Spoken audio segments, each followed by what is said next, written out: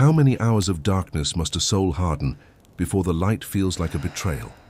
Have you ever considered that the floor beneath your feet was once saturated with the sweat of those too young to understand the value of $1?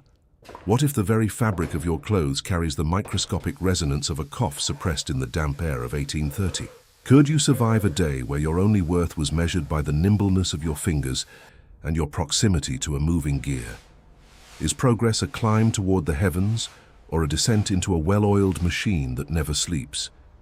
You might imagine the birth of American industry as a grand parade of inventors and steam, a golden age of transition from the plow to the piston. But for you, standing in the gray shadows of a Massachusetts morning, the reality is far colder. The transition is not a leap. It is a slow, crushing wait that begins long before the sun has even considered touching the horizon. You wake not to the sound of a rooster or the gentle rustle of wind through the pines, but to the abrasive, metallic clang of the first bell. It is 4 in the morning. The air in the boarding house is thick, smelling of unwashed wool, cheap tallow candles, and the stale breath of 40 other children packed into a space meant for 10. You feel the grit of the floorboards against your bare feet, a reminder that in this new world, even the wood is abrasive. Your bones ache with a persistent damp cold that seems to live inside your joints, a gift from the river that powers the looms.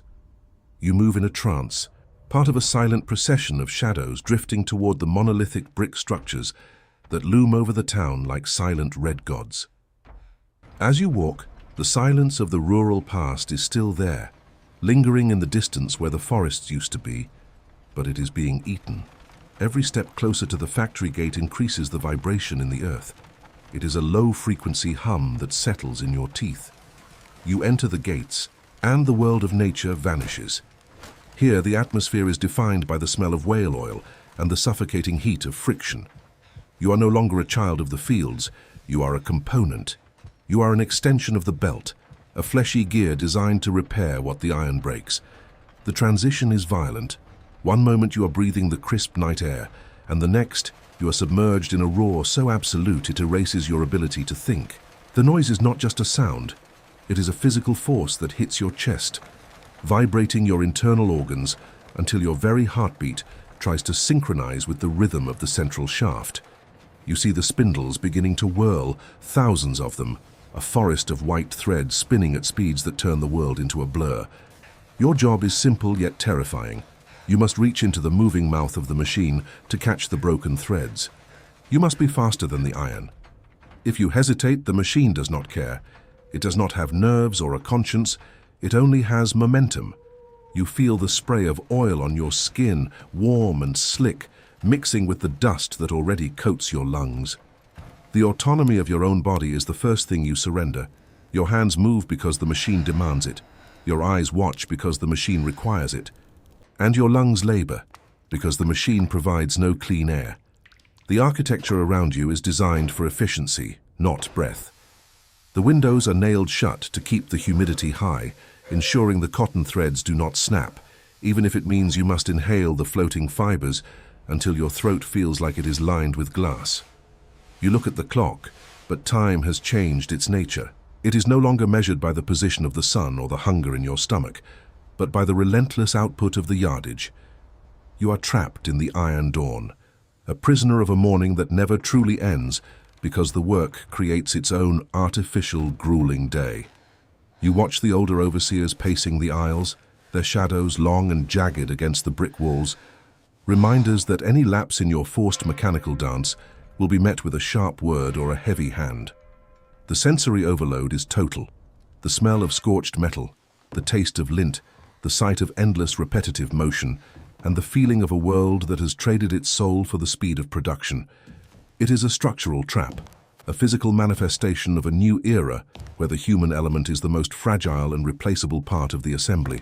You realize as the first hour bleeds into the second that the child who woke up in the boarding house is already gone, replaced by a pair of hands that must not fail. This is the foundation of the empire, built on the steady, rhythmic sacrifice of those who have no voice. It is a story hidden in the walls of every old mill, a narrative of bone and belt. Check if you are already subscribed to this channel Because here we delve deeply into the forgotten layers of our history to rescue the naked truth that school books often soften with dates and names empty of humanity. You are now part of this machinery, an observer of a past that shaped the very floor you stand on today, and as the light finally begins to bleed through the grime of the high windows, you understand that the dawn brings no warmth, only more work. The sun is just another light to see the dust by. You feel the vibration in the floorboards intensifying as the river gains strength, pushing the great water wheel outside, which in turn commands every single gear in the building to turn faster. Your fingers are already raw, the tips sensitive from the constant friction of the fiber, yet you cannot stop. To stop is to disrupt the flow of the entire system, and the system is God here. You are learning the first lesson of the industrial age. You are only as valuable as your last minute of labor. The fragility of your small frame is pitted against the absolute stability of the cast iron frames, and you know deep in your marrow which one will break first if they ever truly collide. This is the beginning of your 24 hours in a world that has forgotten what it means to be small. A world that looks at a child and sees only a cheaper, more efficient tool. The sensory details of this morning will stay with you forever, etched into your mind like the scars the machines leave on the unwary. You are breathing the history of progress, and it tastes like copper and soot. The roar continues, a mechanical ocean that drowns out the memory of silence, leaving you with nothing but the task at hand and the knowledge that the day has only just begun. The iron dawn has broken, and it has claimed you entirely. The morning mist has long since evaporated, replaced by a stagnant, sweltering haze that hangs between the rows of clacking looms like a physical weight. You are no longer just a person. You have become a biological extension of the rhythms of the machine. By midday, the temperature inside the mill has risen to a stifling heat that sticks your thin cotton shirt to your shoulder blades. There is no breeze here, only the rhythmic pulsing of the overhead shafts and the dry, suffocating scent of pulverized cotton. Every breath you take is a negotiation with the air itself. You can feel the microscopic fibers, the fluff, coating the back of your throat, a dry tickle that never quite leaves, no matter how many times you swallow. This dust is the silent architect of a future cough that will eventually claim the lungs of half the children in this room, but for now, it is simply the atmosphere of your existence. You look down the long hallway and see the light from the high, grime-streaked windows cutting through the haze in solid, slanted pillars, revealing the true density of the particles you are inhaling. The floor beneath your feet vibrates with such intensity that your very bones feel hollow, echoing the relentless thud-thud of the heavy iron beaters. You are a scavenger, a title that carries the weight of your perceived worth. Your small stature is not a biological stage of life here. It is a structural necessity. You are required to crawl beneath the moving machinery while it is still in full operation, sweeping away the combustible lint and oil that could spark a fire. As you slide your small frame under the whirring gears, the roar of the machine becomes intimate. You are inches away from the spinning belts that could scalp you in a heartbeat, yet you must remain calm. The economic logic of the 1830s is cold and unyielding. Small hands can reach where adult hands cannot, and small bodies cost less to maintain. You are the grease that keeps the gears of the American Industrial Revolution from grinding to a halt. The danger is not a possibility, it is a constant, humming presence. You see a girl 2 looms over whose fingers are scarred and missing nails, a testament to a split-second lapse in concentration. There is no resentment in her eyes, only a hollowed-out fatigue that mirrors your own. The machines do not stop for lunch. They do not stop for exhaustion. They demand a continuous flow of human energy to justify the massive capital investment of the mill owners. You feel the hunger gnawing at your stomach, a dull ache that competes with the throbbing in your head, caused by the unrelenting noise. The rhythm of the work is hypnotic, a trance-like state where the individual disappears into the collective movement of the factory floor. You watch the bobbins spin, thousands of them, white ghosts dancing in the dim light, and you realize that the fabric being produced is destined for lives you will never lead. It will become the fine dresses of women in Boston or the shirts of merchants in New York, while you wear the rags of the very process you sustain. The contrast between the wealth emerging from the machines and the poverty of the bodies tending them is the defining structural truth of this era. You are witnessing the birth of a world of abundance, yet you are trapped in a reality of absolute scarcity. Your sweat is the lubricant for the nation's progress. Every time the overhead belt slips, the sound is like a gunshot, a reminder of the violent power harnessed by the river outside. You learn to read the machine's moods, the subtle changes in pitch that signal a broken thread or a jammed gear. Your survival depends on this mechanical intuition. The heat continues to rise, thick with the smell of scorched whale oil and human perspiration, creating a sensory prison that blurs the line between the organic and the industrial. You are a cog made of flesh and bone, perfectly fitted into a system that prizes your agility above your humanity. The rhythms of the machine have colonized your mind, replacing the songs of the woods with the clatter of the shuttle. It is in this high noon intensity that the soul begins to fray at the edges, worn thin by the friction of a life lived at the speed of steam. You are not just working, you are being consumed by the very progress you were told would liberate the world.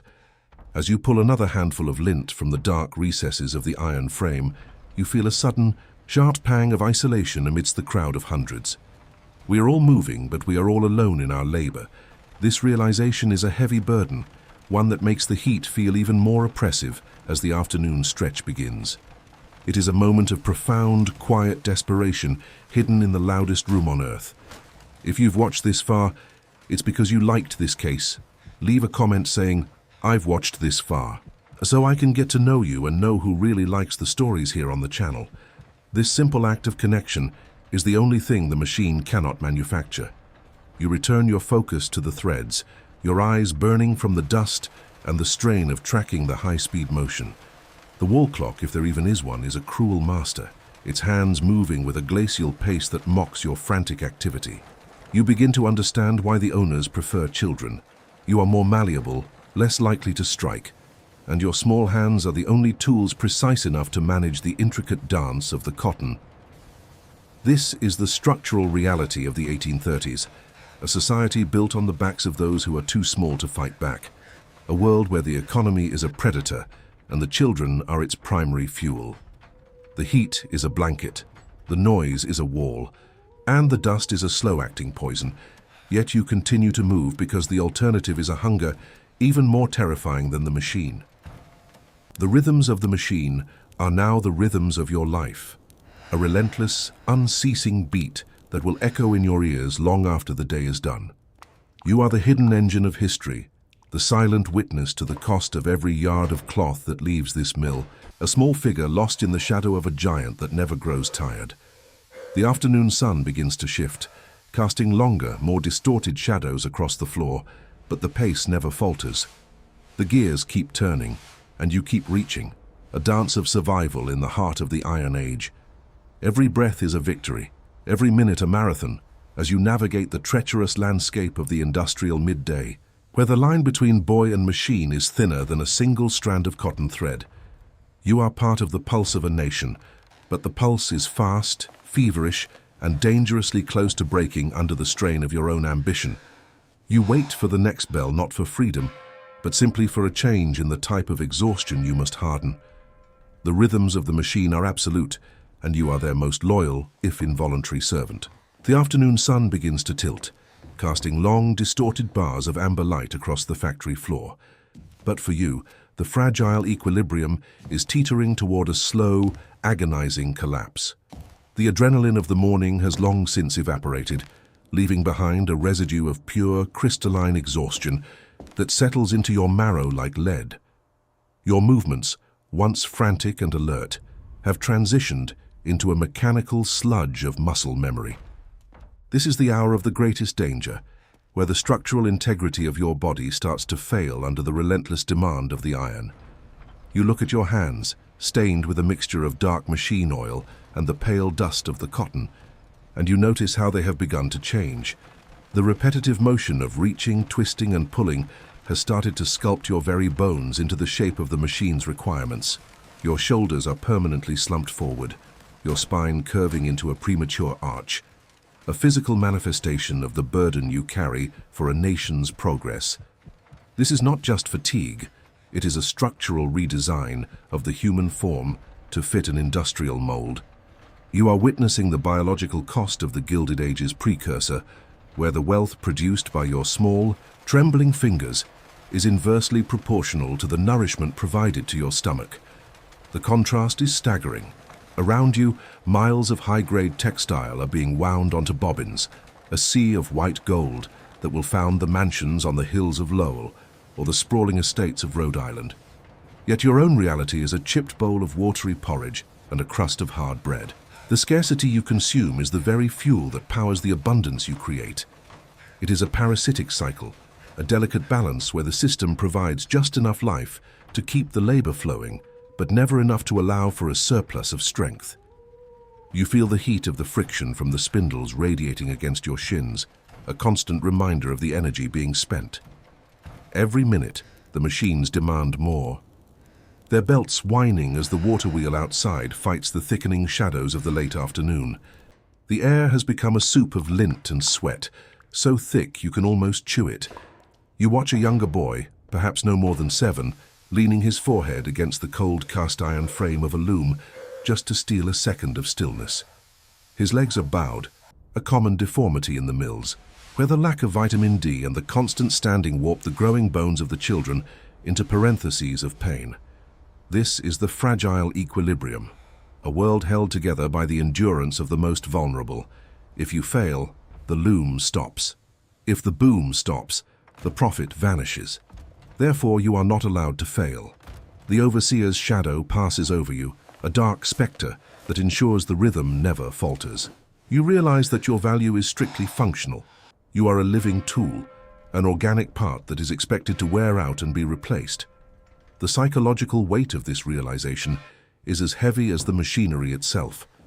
You are part of a grand experiment in human utility, where the boundaries of physical limits are tested daily. The sounds of the factory have shifted in your mind from a roar to a heartbeat, a thumping pulse that dictates when you breathe and when you blink.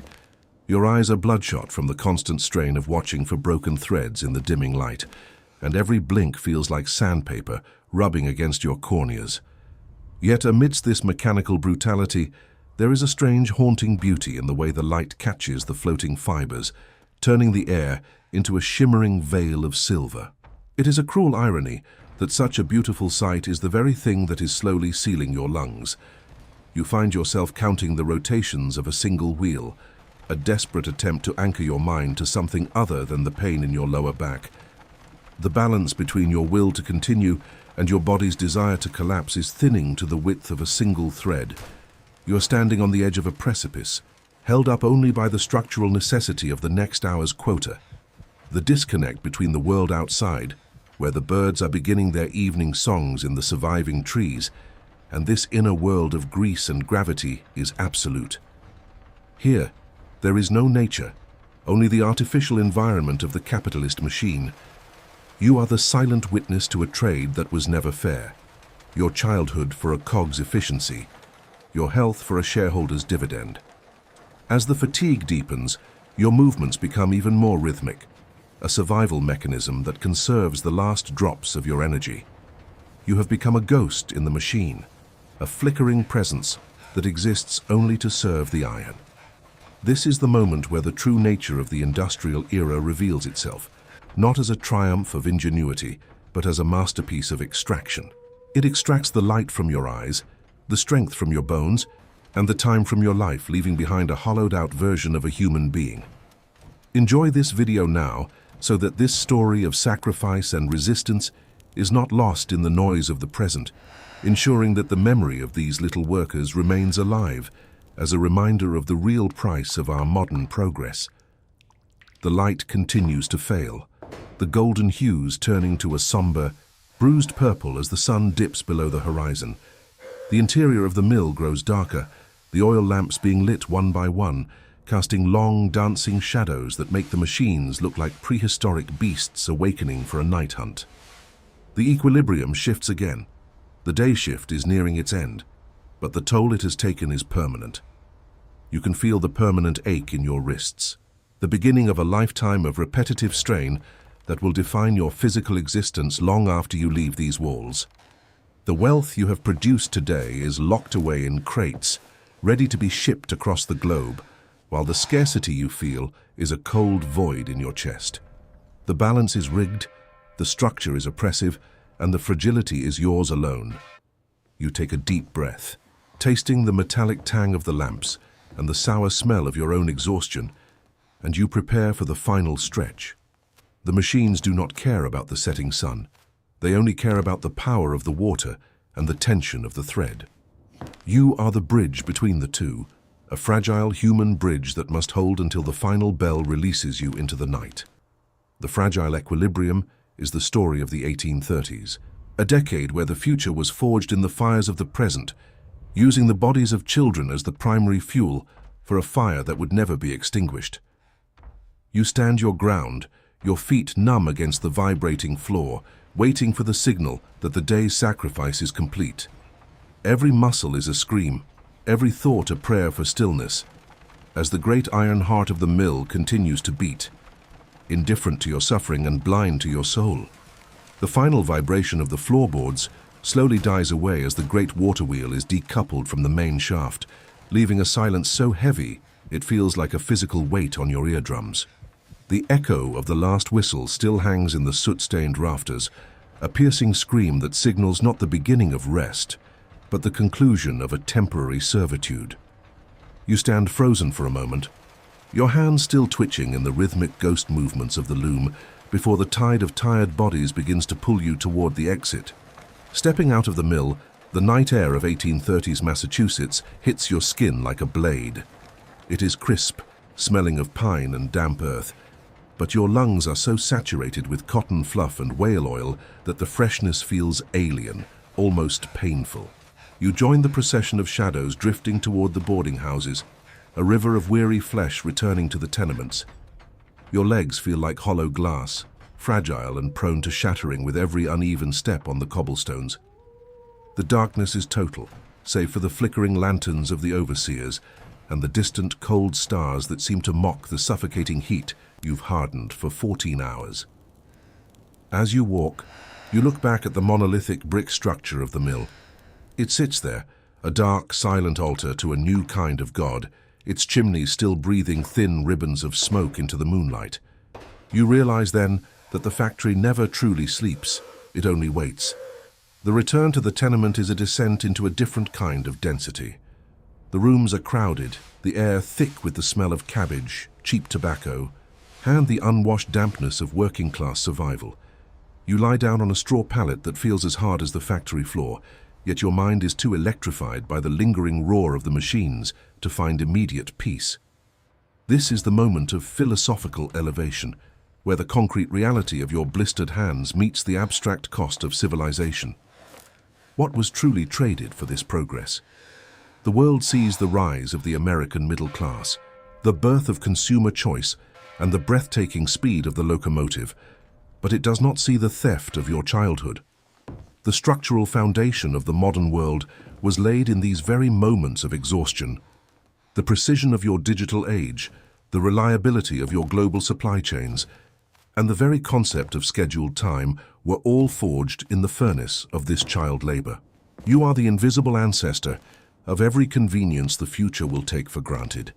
The fragility of your individual life was the price paid for the stability of a new economic empire. It is a sobering reflection. The comfort of the many has almost always been purchased by the silence of the few. You feel the ache in your warped spine and the persistent cough in your chest, and you understand that you are a living sacrifice to a future you will never inhabit. The machines have not just manufactured cloth, they have manufactured a new way of being human, one where the clock is the master and the body is a replaceable component. This realization is the true echo of the whistle, a sound that resonates through the centuries to the very chair you sit in today. Share this video with someone who values the hidden truths of our collective journey, because understanding the darkness of the past is the only way to truly appreciate the light of the present and ensure we never build our progress on the broken backs of the innocent again. You close your eyes and the darkness of the tenement room becomes the darkness of the mine or the factory, a seamless loop of industrial demand. The structures of the 1830s did not disappear. They merely evolved, hiding their iron teeth behind the glass and steel of modern corporations. You are part of a long, unbroken chain of human effort, a lineage of labor that stretches from the first stone tool to the most complex algorithm. As you finally drift into a shallow, fitful sleep, the rhythm of the machine still beats in your pulse. You have survived 24 hours in the industrial era, but the era itself will live on long after your name is forgotten. The echo remains, a haunting reminder that Eve-Rai thread of our modern life is woven with the strength of those who had no choice but to harden. You are the witness to this sacrifice, the guardian of a memory that the world would often prefer to ignore. The whistle will blow again tomorrow at 4 in the morning, and the cycle will restart, relentless and cold, until the river itself runs dry or the gears finally grind to a halt. For now, there is only the cold moonlight on the tenement floor and the heavy, rhythmic breathing of 40 children dreaming of a silence they will never truly find. This is the end of the day, but only the beginning of the story of how we became who we are. It is a story of iron and bone, of light and soot, and of the enduring spirit that persists even when the machines demand everything. Check if you are already subscribed to this channel. If you've watched this far, it's because you liked this case. Leave a comment saying, "I've watched this far," so I can get to know you and know who really likes the stories here on the channel. Like this video to support this type of immersive content. Share this story so that more people know the reality of those who built the world beneath our feet.